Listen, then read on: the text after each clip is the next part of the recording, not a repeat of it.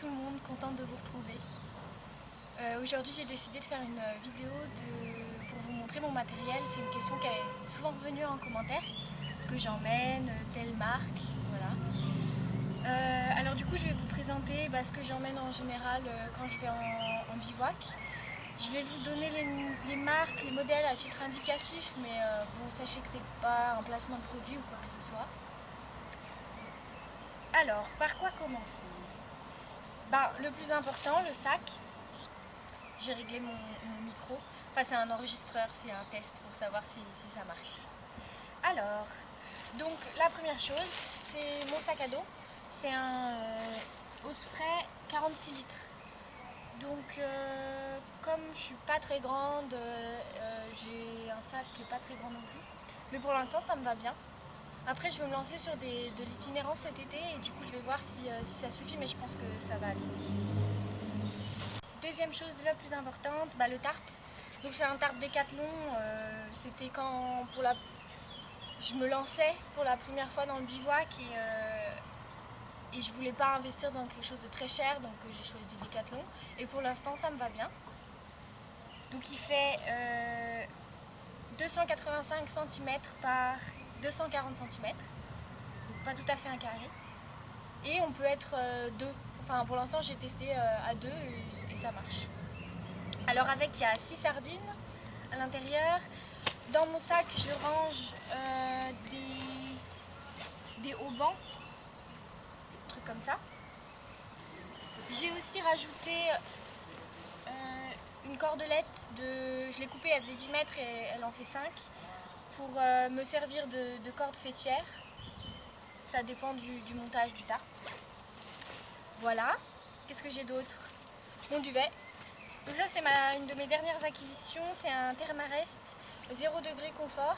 Il fait je crois 700 grammes, quelque chose comme ça. Et il est en plume. Trop génial, la meilleure chose que j'ai pu acheter, une des meilleures choses, des plus utiles que j'ai pu acheter jusqu'à maintenant, parce que comme je bivouac surtout en hiver, ça m'a un peu sauvé la vie. Et puis il est vraiment léger, donc ça c'est top. Ensuite, dernièrement, j'ai investi aussi dans un matelas gonflable qui a une super air value, je crois que c'est 4,5. Donc je vais pouvoir l'emmener pareil en hiver. Et il est assez épais, il fait peut-être 8 cm quand il est gonflé. Il fait 700 grammes. Alors je comprends pas parce que quand je l'ai acheté, ça disait sur le site 500 grammes. Et en fait, quand je le pèse, il fait 700. Alors je sais pas si c'est parce qu'il reste de l'air ou alors parce qu'il faut enlever. Mais même en enlevant la pochette, il fait 700 grammes, donc je comprends pas non plus. Bon, à voir. En tout cas, c'est un Aircore Ultra de la marque Big Agnes, une marque américaine. Je l'ai utilisé une fois et effectivement, on est mieux que sur mon matelas alvéole de ce style. D'ailleurs, pendant que je l'ai dans les mains, c'est un bout de mon matelas Thermarest Z-Lite que j'avais acheté chez Decathlon, donc qui est grand, hein, vous m'avez déjà vu avec dans une autre vidéo, et qui est super léger, donc je ne vais pas m'en séparer pour autant. Je pense que je l'emmènerai par exemple en été ou sur des petits bivouacs pour avoir moins de poids. Mais je trouve que c'est bien d'avoir les deux. Ça c'est pour quand c'est humide par terre, je veux m'asseoir, c'est pratique, mettre du petit bois pour préparer le feu. Voilà. Pause technique pour voir si ça marche.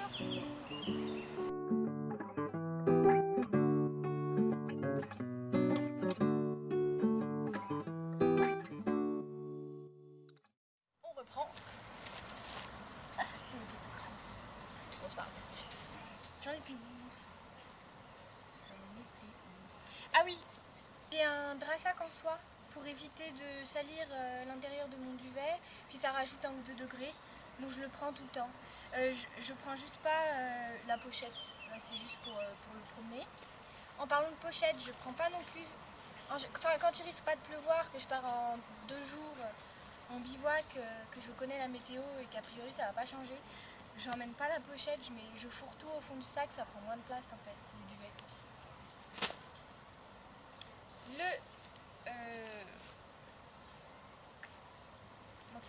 Le sursac, donc c'est une marque allemande ou polonaise ou autrichienne, désolée, je sais pas. Oh, il y a un écureuil.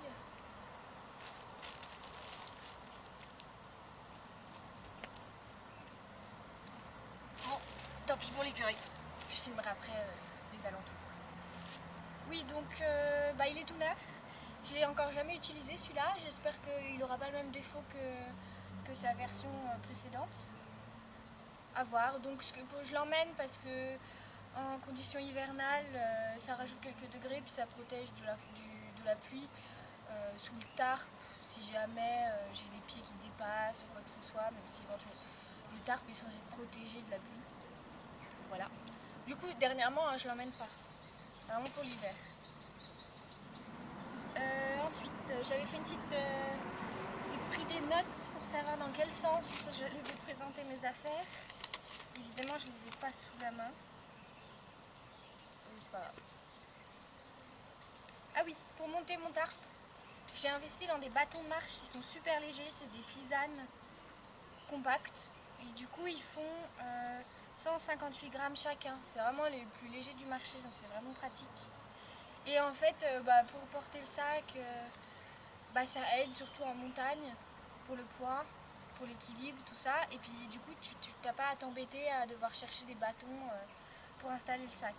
Deuxième bon point, ou troisième ou quatrième, je sais plus, c'est que j'ai acheté une tarp-tente. Et du coup, j'aurais forcément besoin de bâtons pour monter la tarp-tente. Elle n'est pas encore arrivée.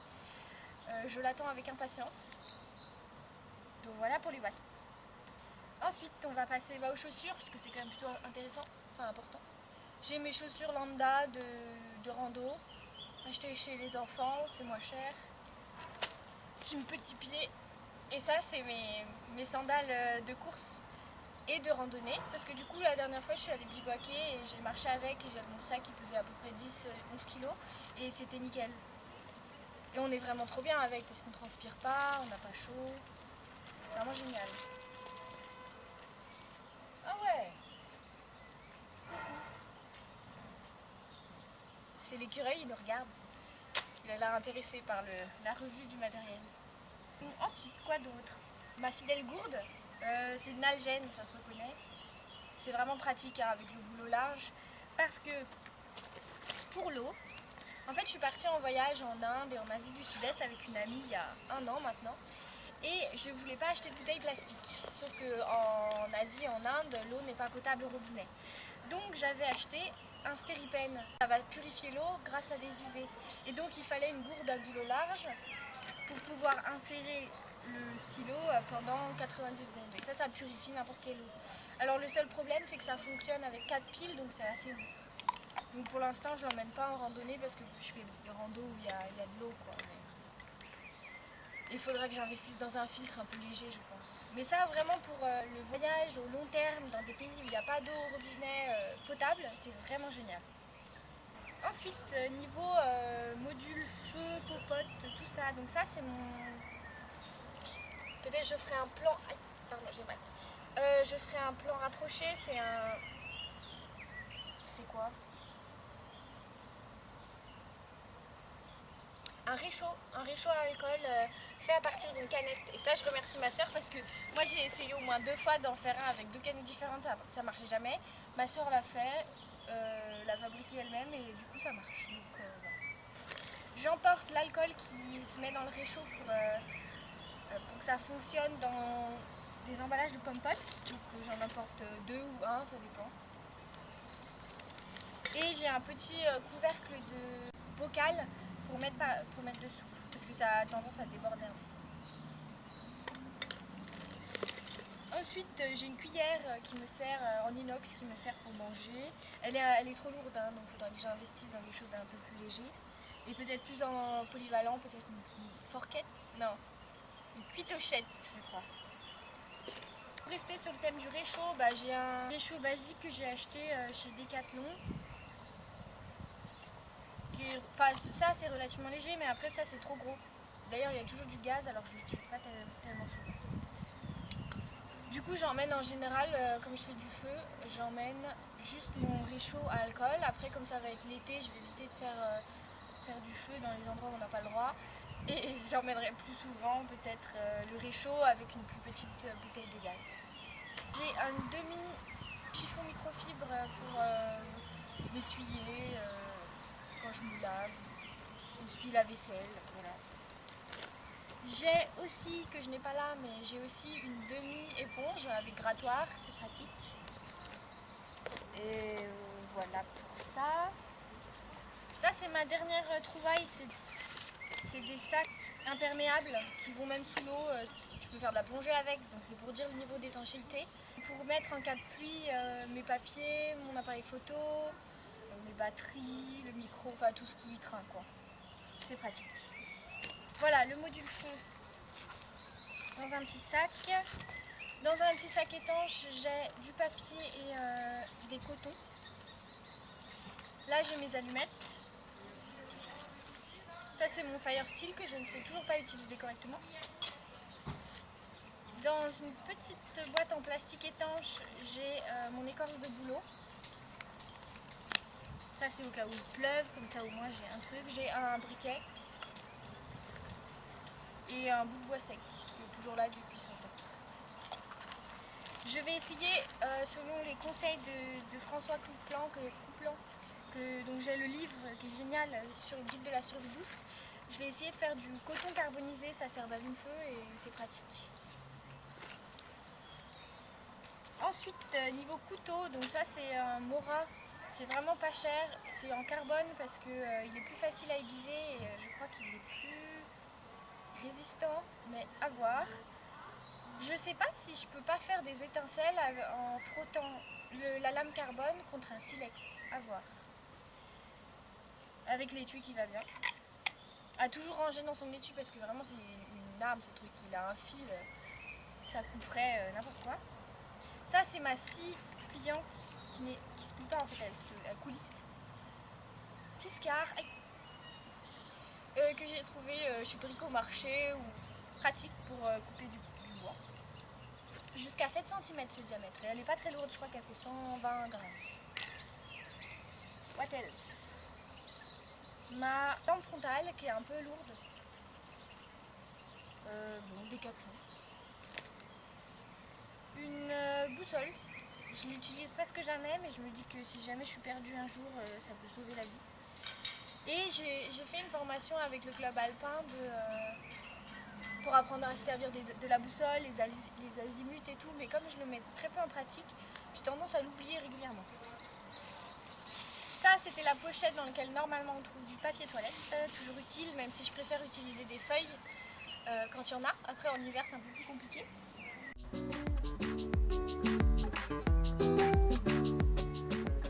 On va passer au module vêtements. Donc, le fond de sac, en fond de sac, j'ai toujours ma doudoune, Décathlon aussi. Comme vous avez pu le remarquer, j'ai du bon matériel assez cher dans lequel je commence à investir et qui me rend vraiment service. Et à côté de ça, il y a des choses où je m'en tiens à Décathlon, même si c'est fait à l'autre bout du monde. En même temps, même les trucs chers, ils sont faits à l'autre bout du monde par les gosses, alors il n'y a pas de solution. Mais au moins, les trucs un peu mieux faits, tu vas les garder plus longtemps, donc tu vas moins contribuer à cette consommation de masse. Et voilà, mais pour l'instant, je remplace petit à petit mon matériel par du meilleur matériel qui a priori me tiendra plus longtemps. Donc voilà, ça c'était la doudoune. En complément de la doudoune, j'ai pareil mais elle pèse très lourd par contre, ça c'est sûr que je vais la remplacer bientôt, c'est pour la pluie et un coup de vent. Décathlon aussi, mais c'est vrai que c'est lourd quoi. Une polaire, c'est vrai que c'est pratique parce que c'est pas lourd, ça sèche vite. Ça pue aussi, assez rapidement. Mon pantalon, vous commencez à connaître, il est génial celui-là. Alors c'est Revolution Race, Révolution Race pour ceux qui parlent pas anglais. C'est une marque super.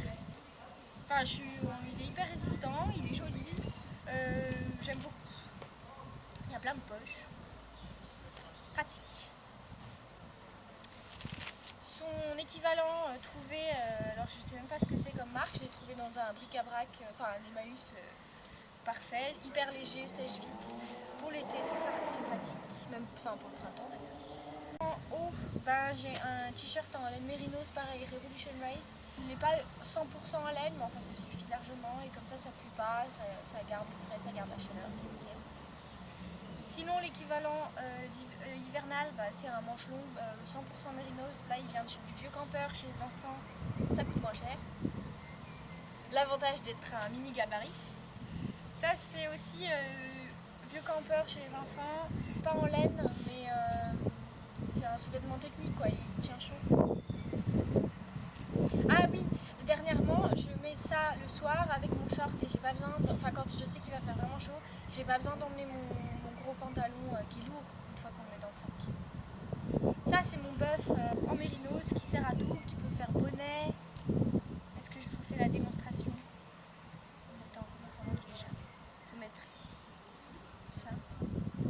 Après tu tournes.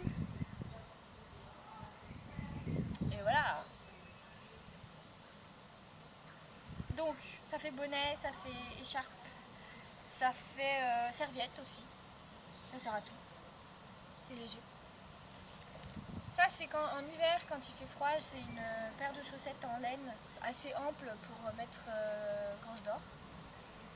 Ça c'est ma paire de chaussettes pareil en laine que je mets avec mes chaussures de marche. Et ça c'est mes sous-vêtements en laine aussi également. Et c'est trop bien. Qui l'eût cru, une culotte en laine. Il m'en faut une autre paire. Voilà pour... Ah non, j'avais oublié un bonnet super léger, Décathlon aussi, qui sèche vite pour l'hiver. Éventuellement j'en ai un deuxième que je mets par-dessus. Ça sert à quoi? C'est plus chaud. Et ça c'est ma dernière acquisition de chez Decathlon. Parce qu'en fait j'avais un chapeau à bord donc qui était génial, mais le bord il tape contre le sac. Et j'avais pas pensé à ça, j'étais jamais sortie en temps chaud. Donc ça c'est un truc que tu noues comme ça, puis ça fait casquette et ça te cache la nuque. Maintenant j'ai les cheveux courts, j'aurais tendance à prendre des coups de soleil dans la nuque, ce qui m'était jamais arrivé avant. Donc voilà pour les vêtements. Je me rends compte que j'ai oublié de vous parler de ma popote. Alors donc vous avez vu ma popote en inox qui pesait une tonne, que j'avais acheté au vieux campeur au premier prix, donc c'était bien pour débuter, mais vraiment ça me prenait beaucoup trop de poids. Et là j'ai investi dans une popote en titane, mais c'est tellement génial. C'est hyper léger, ça fait 90 grammes, c'est 700 ml et c'est la marque Tox. Et c'est trop bien. Il y a le couvercle, il y a la petite manche comme ça. J'ai essayé dans le feu, évidemment du coup ça fait peut-être des traces, mais enfin c'est pas grave. Et je pense que je n'ai même plus besoin avec ça d'emmener cette tasse qui pèse presque aussi lourd que la popote. D'ailleurs ça se trouve elle fait la même poids. Donc je pense que je vais lui dire adieu. J'ai toujours sur moi un petit sac en tissu, voire deux, pour si j'achète des fruits sur le chemin. Non, mais c'est surtout si je ramasse du thym, des herbes, des plantes sauvages. J'adore en fait ramasser des plantes sauvages. J'essaye d'en apprendre le plus possible. Alors, tiens, j'en ai mon note. Le module trousse de secours, toilette. Alors pour commencer, là-dedans, donc c'est une espèce de poche à savon en tissu, imperméable à l'intérieur, donc c'est pour que ce soit pas lourd. J'avais un truc en plastique mais c'était lourd et c'était moche. Donc là j'emmène du savon de Marseille, ça sert à tout. J'ai une couverture de survie, du collier pour les yeux, pas des gouttes, des mouchoirs, un mouchoir en tissu parce que moi je suis écolo jusque dans la moelle épinière, non ça se dit pas. Je suis très écolo et du coup je me mouche dans des mouchoirs en tissu à l'ancienne. Une brosse à dents coupée. Là-dedans, c'est des étuis à lentilles parce que je portais des lentilles pendant très longtemps. J'ai du charbon actif au cas où je m'intoxique ou j'ai la diarrhée. De l'autre côté, c'est de la poudre de dentifrice. Donc je fais mon dentifrice et c'est de la poudre de blanc de meudon, d'argile avec des huiles essentielles. C'est trop pratique, ça coûte rien et c'est hyper léger. Là-dedans, dans ces petites boîtes, j'ai mes boules caisses. Là, c'est de la crème, parce que j'ai tendance à avoir la peau sèche. J'ai une bougie, c'est une bougie chauffe-plat. Si jamais je suis en hypothermie, je allume ma bougie, je me mets sous ma couverture de survie et là j'aurai chaud. Ça peut aussi servir pour allumer le feu, mais c'est vraiment en cas de presse. 2 pinces Tirtic. Là-dedans j'ai de l'huile essentielle de Golteri avec un peu d'arnica si j'ai mal quelque part. Une pile de rechange pour ma lampe frontale. Là ça fait un peu doublon, en général j'emmène l'un des deux, c'est un mini baume du tigre. Des pansements en tout genre, donc 2 pansements pour ampoule. Ça c'est du sparadrap. La crème solaire pour les beaux jours. Ça c'est une chaufferette au cas où j'ai très froid. Un truc que j'utiliserai jamais de ma vie. Mais bon, tout le monde dit qu'il faut en avoir une. Et ça c'est une compresse stérile. Donc c'est vraiment minimaliste, hein, mais ça me suffit pour l'instant. Ah oui, et puis au bout de mes lanières de sac, là je sais pas si vous voyez bien, j'ai enroulé du scotch, le gros scotch là à tout faire. Donc ça c'est au cas où il faut faire un bandage avec je sais pas, un tissu pour accrocher quelque chose, au cas où il faut faire un brancard, tout un tas de machins, au cas où il faut réparer des chaussures. Et ben voilà, j'en ai à mes 2 lanières. D'ailleurs lanières que si j'étais vraiment minimaliste, je couperais parce qu'elles sont beaucoup trop grandes pour moi, ce que je finirai par faire un jour. Et la chose que j'ai oubliée, c'est la bâche sur laquelle je suis. C'est une bâche que j'ai achetée dans un magasin de bricolage qui coûte rien du tout, quelques euros. Et ça me sert de protection pour mettre mon tapis de sol, mon matelas, tout ça. Donc ça, c'est juste pour l'humidité, hein, mais ça isole pas du froid. Mais ça a le mérite d'être léger et peu cher. Donc voilà, je crois que j'ai fait le tour. N'hésitez pas à me dire en commentaire ce que vous avez pensé de cette vidéo. Si vous avez besoin de précision sur mon matériel, parce que là je ne suis pas rentrée dans trop les détails, sinon ça prendrait des heures. Et ce serait vaguement ennuyeux, surtout qu'il y a déjà énormément de vidéos, de matériel, tout ça.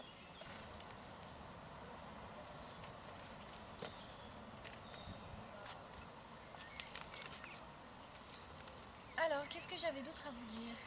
Oui, j'ai ouvert un compte Tipeee parce que je vois que cette activité de youtubeuse me plaît de plus en plus et que j'ai vraiment envie d'y passer plus de temps. Et qui dit plus de temps dit plus d'investissement. Et comme je gagne pas beaucoup d'argent par ailleurs, je me suis dit que ça pouvait être une manière sympa d'encourager mon travail. Par ailleurs, j'ai supprimé la moitié des pubs que je vous inflige sur ma vidéo parce que j'ai vu en les mettant toutes que c'était une catastrophe et que même moi je pouvais même pas regarder mes propres vidéos sans avoir envie de pleurer. Donc ça après j'y peux rien, hein. Moi les pubs c'est comme ça que ça marche sur YouTube, donc c'est un peu dommage et c'est un peu rentré dans le système, hein, mais bon. Donc j'en ai enlevé. Après, est-ce que je peux toutes les enlever si Tipeee marche bien, je sais pas, puis je veux pas faire de fausses promesses ni quoi que ce soit. Mais en tout cas, sachez que ce sera vraiment une aide et que ça me permettra de continuer à faire du travail de qualité. Enfin, surtout à avoir envie de m'améliorer et d'y passer de plus en plus de temps. Et puis à pouvoir investir, là par exemple j'ai un petit micro-enregistreur que m'a prêté une amie, je sais pas si ça va faire l'affaire, mais voilà, pour avoir du beau matériel aussi, c'est important. Le Tipeee, le lien est dans la description de la vidéo. Je me suis aussi créé une page Facebook, pour ceux qui ont Facebook et pas Instagram, comme ça a l'air d'être beaucoup le cas parmi vous. Donc j'y posterai peut-être beaucoup plus peut-être des photos, des informations, peut-être qu'on pourra plus discuter là-dessus, ce sera plus pratique. En tout cas, je vous remercie beaucoup pour votre soutien depuis le tout début. Ça fait vraiment plaisir et je suis contente de pouvoir partager tout ça avec vous. J'espère que cette vidéo vous a plu. N'hésitez pas à me faire vos retours via les commentaires. Quoi d'autre? N'hésitez pas à vous abonner, à liker, à partager. Non, ça ne se dit pas ici, c'est sur Instagram. Ma prochaine aventure, je pense, bien l'intention, avant de partir travailler dans les vignes, fin mai, de faire un petit bivouac plutôt vers la Chartreuse. En fait, ça dépendra de là où je peux me rendre en transport en commun. Voilà, et puis sinon, je vous tiens au courant pour le reste de mon été. Je vais sans doute faire un bout du chemin de Compostelle et j'ai vraiment hâte le GR20 en septembre-octobre. si je croise les doigts pour que tout aille bien, pour que tout se fasse et pour que je sois assez entraînée aussi pour le faire. Si vous avez des recommandations à me faire par rapport à ça, n'hésitez pas. En tout cas, c'est toujours un plaisir et puis à la prochaine. Salut!